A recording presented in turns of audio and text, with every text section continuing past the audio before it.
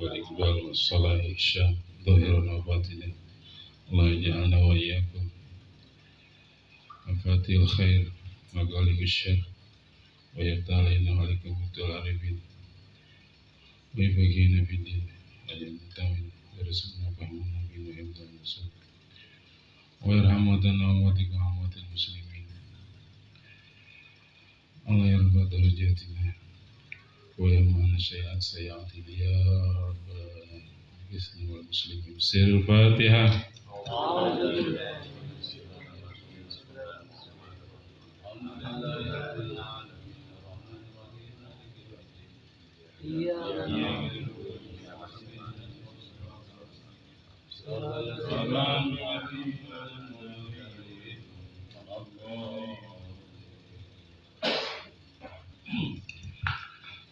Bismillahirrahmanirrahim.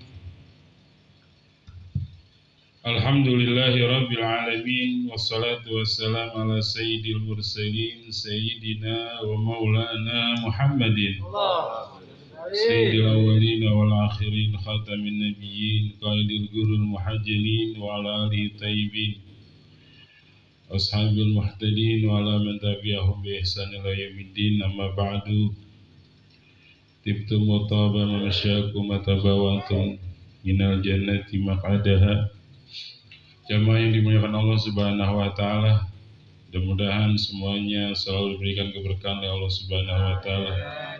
Berkah perjalanannya kemari, dihapuskan segala kesalahan dan dosa kita. Amin. Dan juga Allah pandang kita pada malam hari ini dengan pandangan rahmat-Nya, dan Allah jaga kita selalu dari segala keburukan. Alhamdulillah, masih kita dalam ujangan dan juga hidangan daripada Nabi kita Muhammad SAW. Setelah kita sama-sama membaca Al-Quran, kitab Allah Subhanahu wa taala, yang kita diperintahkan untuk membuat satu keputusan, yaitu berteman dengan Al-Quran. Khairukum man ta'allama al-Quran wa 'allamahu. Sebaik-baik kalian adalah orang yang mau belajar dan mengajarkan Al-Quran. InsyaAllah kita jadikan sebaik-baik hambanya yang selalu mengharapkan kebaikan dari Allah Subhanahu wa ta'ala. Al-Hadis Khamis Asyar, hadis yang ke-15. Mari sama-sama kita muliakan lisan kita dengan membaca hadis Nabi kita Muhammad SAW. Bismillahirrahmanirrahim. Bismillahirrahmanirrahim. An Ibni Umar radhiyallahu ta'ala anhuma an Rasulillahi sallallahu alaihi wasallam qala idza jaa ahadukum al-jum'ata falyaktasil. Rawahul Bukhari wa Muslim. Jamaah yang dimuliakan Allah Subhanahu wa taala, pada hadis yang ke-15 ini, setelah kita membaca hadis yang ke-14 yang berhubungan dengan hal yang berkaitan tentang akhlak ataupun adab, hak antara suami dan istri dalam keluarga, mudah-mudahan kita selalu ingat dan bisa menjalankannya. Hadis yang diriwayatkan oleh Sayyidina Ibnu Umar, yaitu Abdullah bin Umar, putra Sayyidina Umar bin Khattab radhiyallahu ta'ala anhuma. Dari Rasul sallallahu alaihi wasallam, beliau bersabda, idza jaa ahadukum, apabila salah seorang di antara kamu mendatangi al-jum'ah, yaitu salat Jumat, fal yaktasil, maka hendaklah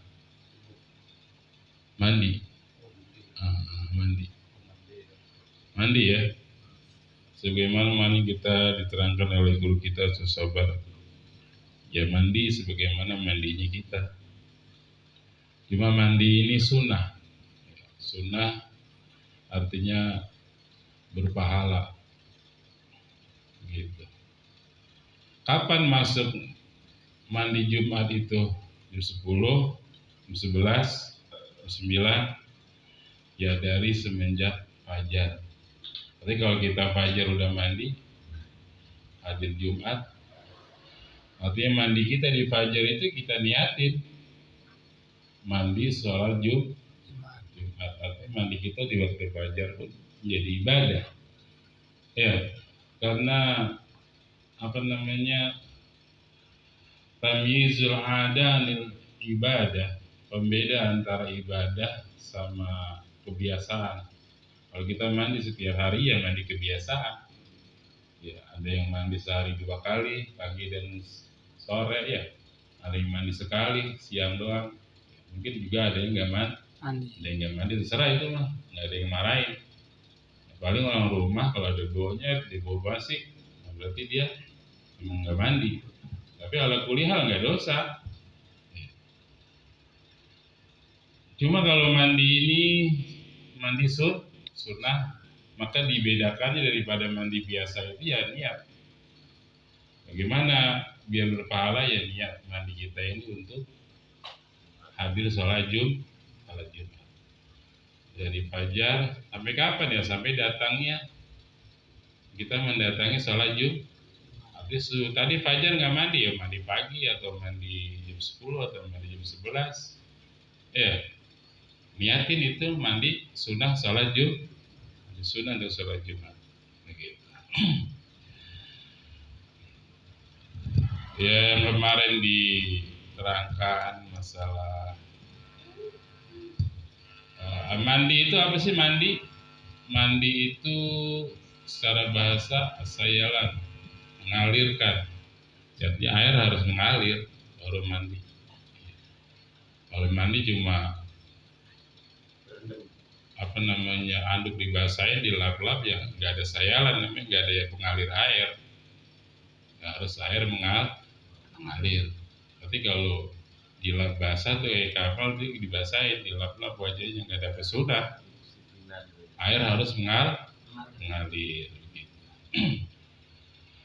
Adapun secara uruf, secara syariat mandi itu adalah ta'mimul badan bil ma. Jadi meratakan air ke seluruh badan. Artinya semuanya nggak ada yang luput daripada tersentuh air, itu sudah dapat. Adapun sabun, wangi itu adalah tambahan ibaratnya ya. Artinya nggak pakai sabun pun ya udah bagus. Makanya sholat 5 waktu itu diibaratkan oleh Rasul Shallallahu Alaihi Wasallam bagaikan orang yang di depan rumahnya ada sungai. Orang yang sholat 5 waktu, ya seperti dia yang rumahnya di depan rumahnya ada sungai yang mengalir, dia mandi 5 kali di sungai itu. Atau Rasulullah hal yabqa alaihi minad daran, artinya apakah masih ada kotoran di badannya gitu. Kata Rasulullah tidak ya Rasulullah. Begitulah sholat 5 waktu. Apabila dia sholat 5 waktu, maka ya dalam hidupnya dia nggak punya dosa. Karena sholat dari sholat ke sholat yang lain itu menghapus dosa. Sholat ila sholat, wal jum'ah ila jum'ah. Ya, wa Ramadan ila Ramadan, mukaffiratun lima bainahuma idza sunibatil kabair. Dari sholat ke sholat menghapus dosa, dari Jumat ke Jumat juga menghapus dosa, dari Ramadan ke Ramadan menghapus dosa. Jadi kalau kita mendatangi Jumat ini dengan sebaik-baiknya, dengan fardu-fardunya, dengan sunnah-sunnahnya, ya, makanya harus ada keagungan hari Jumat dan malam Jumat. Ya. Makanya kita salah kalau malam Jumat kita tahlil, yasin. nggak hadir lah, nggak baca ataupun nggak.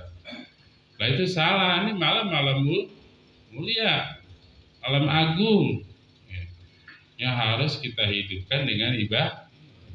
Apalagi baca surat-surat yang matur, artinya memang disurahkan seperti surat Yasin, Kahfi, banyak surat-surat, sholawat. Baik, kita harus ibarat semangat setiap hari untuk malam Jumat, semangatnya lebih. Kalau mereka kemarin datangnya jam 8 atau setengah 9, sekarang datang setengah 5 majelis. Ngapain?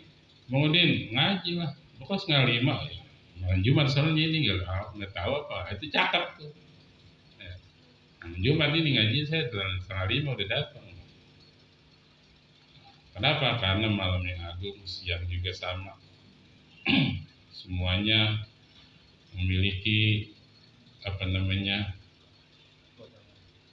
kelebihan dari sisi Allah Subhanahu wa Ta'ala. Kita datangi itu Jumat dengan sebaik-baiknya, ya. Nah, dengan keutamaan Allah, dengan taufik dari Allah, maka Jumat itu, ya, artinya dalam keamanan dia dari Allah, dalam taufik dari Allah, artinya aman. Dalam Jumat dia datangi dengan sebaik-baiknya,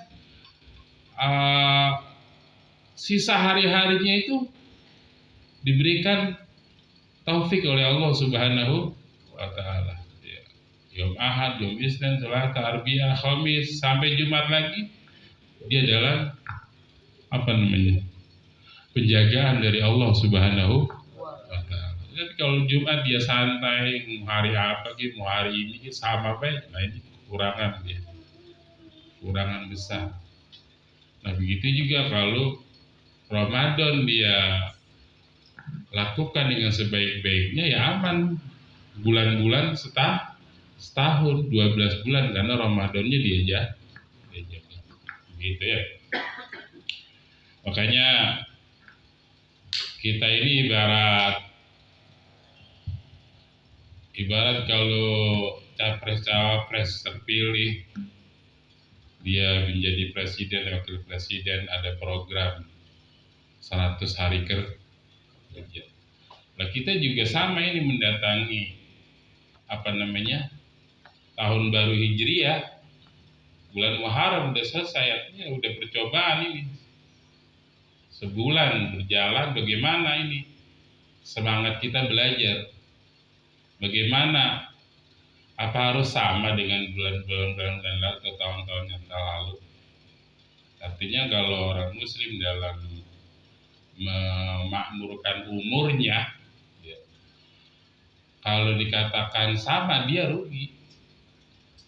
Dengan tahun kemarin, apapun dia di dalam majlis masalah ataupun dalam lingkungan dia, dalam keluarga dia, dalam tetangga dia sama dengan tahun kemarin, muamalahnya ya dia rugi. Bagaimana? Ya harus ada peningkatan. Ada silaturahminya dia kepada keluarga atau muamalah dia baik kepada tetangga lebih baik sekarang. Nah dia namanya beruntung. Rabih, dia orang yang beruntung. Ya. Sekarang dia ngaji, ya, kedatangannya sama dengan kemarin, keaktifannya sama dengan kemarin, ya rugi. Berarti harus lebih baik. Nah ini dia namanya dia Rabih, dia orang yang beruntung. Karena itulah umur itu ghanimatul muslim. Umur itu adalah modal hayat kita ini, hidup kita, modal kita. Karena kita diangkat derajat kita, diampuni dosa-dosa kita. Ya, langkah kita diperhitungkan semuanya oleh Allah, malaikat ridho, diinjak-injak sayapnya sampai kita pulang. Nah, ini harus ada kebesaran. Apakah hilang kebesaran ini dalam hati kita? Ya, begitu juga. Ya. Masuk ini sebulan udah berjalan, hilang udah Muharram, akan masuk bulan yang kedua, bulan Safar. Dan terus harus kita pikirkan peningkatan hubungannya khususnya dengan Al-Quran. Ya, Bagaimana kita memprogram diri kita dengan Al-Quran di rumah. Kita baca di sini, tapi di rumah nggak ada yang baca. Ya bikin program, anak kita biar baca, istri kita biar baca Al-Quran. Jadi ada namanya kita orang yang beruntung. Karena nggak perlu harus banyak. Ya. Ibarat kalau kita nggak malu di sana satu ayat kita buka Al-Quran isi satu ayat, anak kita satu ayat, ya ayat kan 3 detik ya. Tapi dia tiap hari atau dia tiap malam, nih itu luar biasa. Al-istiqomah khairu min alfi. Yang terus menerus itu lebih baik daripada 1000 karo. Jangan mikir-mikir wali punya karomah ini, Syaikhul Qadir punya karomah ini. Ente bisa melakukan satu tindakan, keputusan, program, satu ente istiqomahin, hal berkaitan tentang Quran atau tentang surah sunnah ataupun tentang berbagi, ya. Karena sedekah masalahnya, sebelum keluar rumah dia sedekah. Ada seorang wanita kalau mau ke hutan dia bawa 2 bungkusan, ibarat timbal kalau kita ya, timbal buat dia di hutan, timbal buat dia sedekah. Pertama kali keluar itu sedekahnya biasa dikasih orang, ini yang dia bertemu jumpa yang pertama keledai, dimasukin ke mulut keledai. Ketika dia meninggal dunia, dimandikan jenazahnya, dia tersenyum indah. Artinya yang memandikan itu bingung kenapa dia tersenyum. Allah nampakkan pahala sedekahnya, ternyata yang jatuh kepada seekor keledai itu diterima oleh Allah. Malah walaupun sedikit kalau diterima sama Allah nggak sedikit namanya, baik. Walaupun sedikit, kenapa? Yang terima Allah, dilipat gandakan.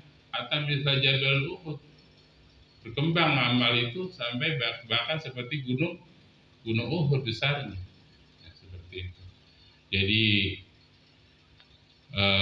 bersyukurlah kita punya perkumpulan, salinglah kita memberi semangat kepada teman-teman kita. Ya, kalau dia nggak datang, jangan nunggu ustadznya mikirin sampai si pulang nggak datang. Ya kamulah inisiatif datang ke rumah teman kamu. Saya nggak pernah niat abang, Bang.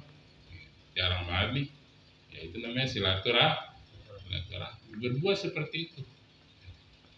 Kenapa? Karena Rasulullah bilang talabul ilmi fardhatun ala kulli muslim. Menuntut ilmu itu wajib bagi setiap orang muslim. Dia menuntut ilmu ya berdosa. Jadi dikatakan dalam satu hadis itu malaki Allah 'abdun yaumal qiyamah bidzambin ba'da syirki billah a'zam min jahalati ahli baitihi bi amri dinihi. Dosa syirik itu paling besarnya dosa karena nggak diampuni. Tapi ada dosa yang kedua setelah syirik kepada Allah, seorang nanti di hari kiamat berjumpa dengan Allah. Kenapa dosa ini katakan besar?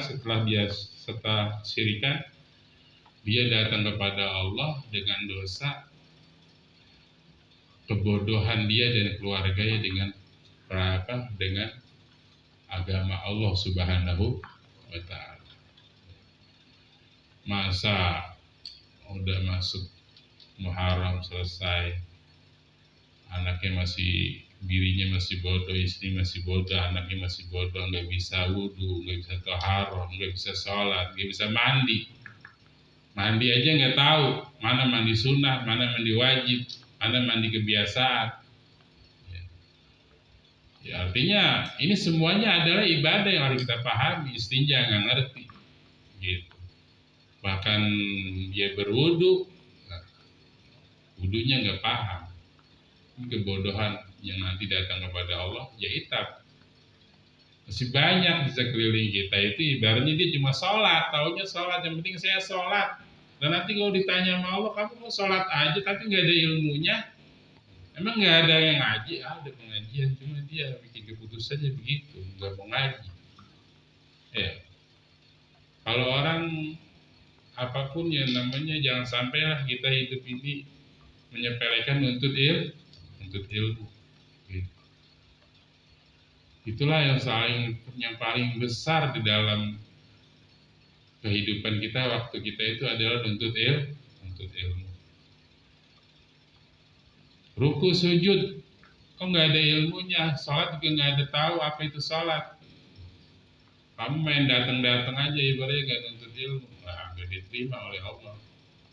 Ya, wa kullu man bi ghairi ilmin ya'malu a'maluhu mardudatun la tuqbalu, nggak diterima oleh Allah. Sampai nggak bisa baca Al-Quran. Kamu nggak ada yang ngajarin, ada yang ngajarin sebenarnya nggak mau datang. Itu ibaratnya itab. Apa itab itu? Kalau orang tua itu menghardik anaknya, itab. Anak paling dia kalau nggak dengerin dengan seksama, merhatikan nasihat itu. Ya, setelah itu dia sadar, baru dia paham, setelah itu dia bagus. Tapi itab dari Allah ini nggak ada yang kuat menerima itab dari Allah. Kenapa kamu begini? Kenapa dari begitu? Nggak ada yang kuat nahan itab dari Allah. Dan kita dimarahin sama atasan aja luar biasa. Bagaimana marahan dari Allah Subhanahu wa Ta'ala. Nah, ini harus kita biarkan orang yang kayak begini. Dia juga umat Nabi Muhammad SAW. Cinta kebaikan, cinta pula untuk orang lain. Ya. Benci dia pada kekufuran sebagaimana bencinya dia untuk dilemparkan kepada api neraka. Al-ilmu yazku bil a'mal wal ahwal walaysa bil aqwal wa kathratul jidal. Ilmu itu mulia, luas. Ilmu itu jadi bagus dengan diamalkan. Ya, baca Al-Quran di rumah, sinari rumah kita dengan Al-Quran. Itu namanya dengan amal. Dan ahwal. Ahwal itu kayak malam Jumat. Saya baca lagi malam Jumat lebih banyak lagi, karena malam ya ahwal namanya. Beda karena keadaannya. Laisa bil aqwal, bukan dengan banyak ngomong doang, omdo, ya enggak? Banyak omong doang, wa kasratul jidal. Maunya cuma debat sana, debat sini. Nah, itu ada arti. Al ilmu khasyah. Kullu yu'rab bidzaka ahlu. Ilmu itu semuanya mewariskan khasyah, takut kepada Allah. Dengan takut itulah diketahui pemiliknya. Ya, bukan ilmu kibir, bukan ilmu ujub, bukan ilmu hasad, bukan ilmu riya. Nah, itu semuanya adalah hal yang harus kita tinggalkan. Begitu. Kata Rasulullah, la takun ami'atan. In ahsanan nas ahsanna. Jangan kamu ami'ah. Apa itu ami'ah? Orang malu baik, saya akan berbuat baik. In dolamu dolamna. Kalau dia berbuat dolam, saya juga akan dolimi dia. Ya. Tapi bawa dirimu, in ahsanun nas ahsan. Kalau orang berbuat baik dengan saya akan berbuat. Wa in asa'u fala tadzim. Kalau mereka berbuat buruk, yang berbuat kedoliman. Itulah ya, namanya ihsan.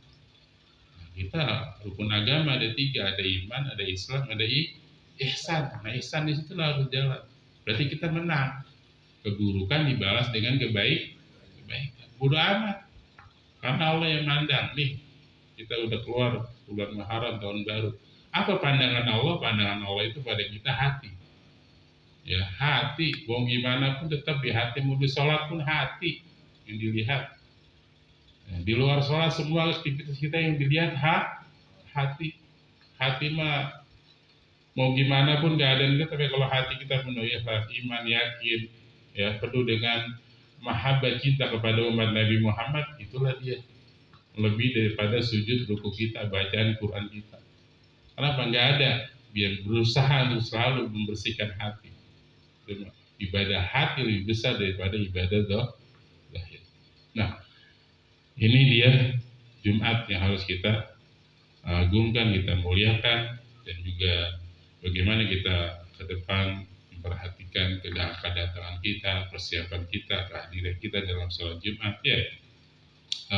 Hadir di waktu pertama badana. Ya, bagaikan dia menyembelih seekor onta. Lo onta nggak kecil ya, onta itu besar. Kalau sekarang itu hamrun na'am artinya kendaraan termewah. Apa kendaraan termewah sekarang? Kalau mobil apa mobil? Alphard. Ya Alphard deh. Kalau motor? Begitulah. Gitu. Lebih daripada itu semuanya, ya. Begitulah. Jadi berusaha untuk itu di hari Jumat kita keluarkan. Kita berpagi-pagi hari. Kita etika, kita zikir, kita sholawat. Ngapain dia udah? Ya, udah baca Quran ya, sholawat ya. Yang paling baik itu sholawat, paling banyak itu sholawat.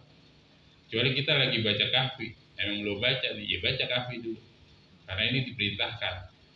Ya, nah, baru deh kita ambil istighfar ya udah banyak sholawat kepada Nabi kita Muhammad Sallallahu Alaihi Wasallam. Nah, terus sampai waktu yang terakhir kayak dia keluarkan sebutir telur.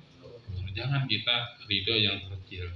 Kalau dunia kita pengennya yang gede, yang banyak. Kenapa kalau akhirat pengennya seadanya?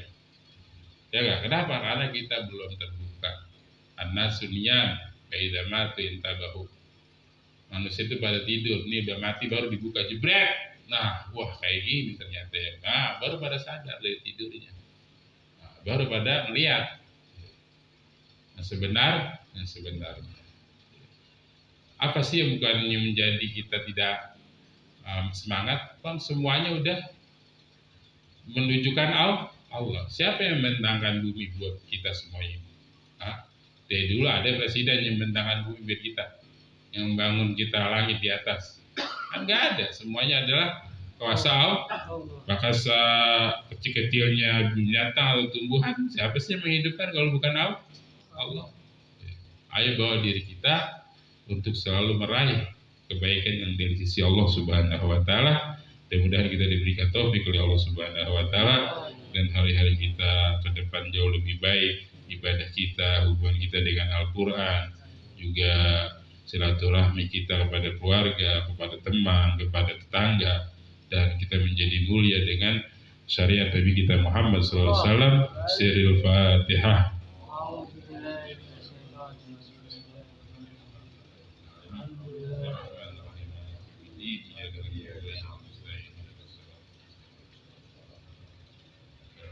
Alaihimul dhalim. Ya ilana ya zillana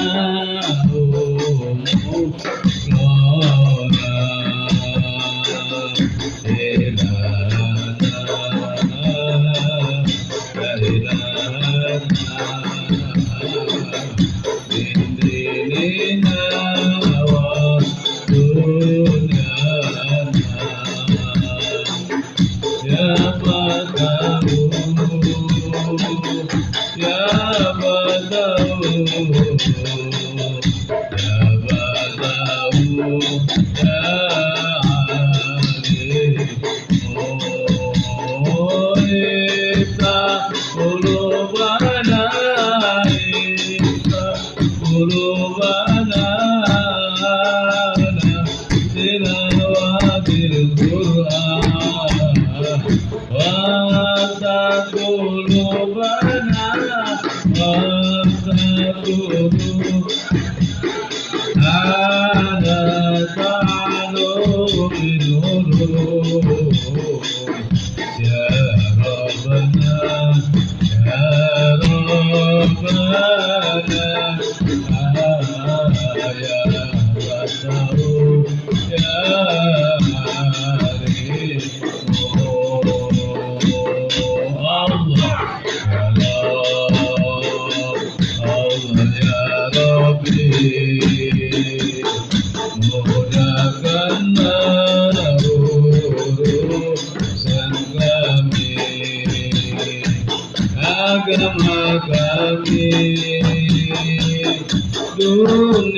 Wahai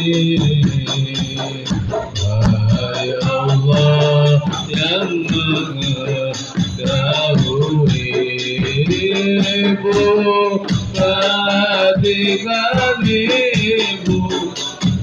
hati kami untuk membaca Al-Quran. Bacalah Al-Quran, bacalah Al-Quran, Al-Quran sumber kehidupan. Iftah qulubana, iftah ala tilawatil Quran. Taqulubana wa taqulubana ala ta'alumil ulum.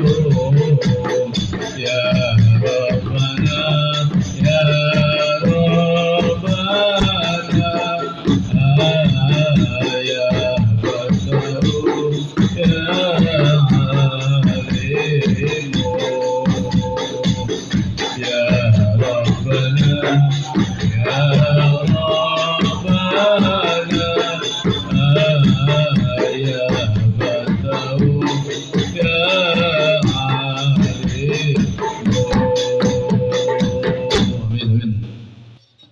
ولا تقبل منا انك انت السميع العليم وتب علينا انك انت التواب الرحيم برحمتك يا ارحم الراحمين وصلى الله على سيدنا محمد وعلى اله وصحبه وسلم والحمد لله رب العالمين.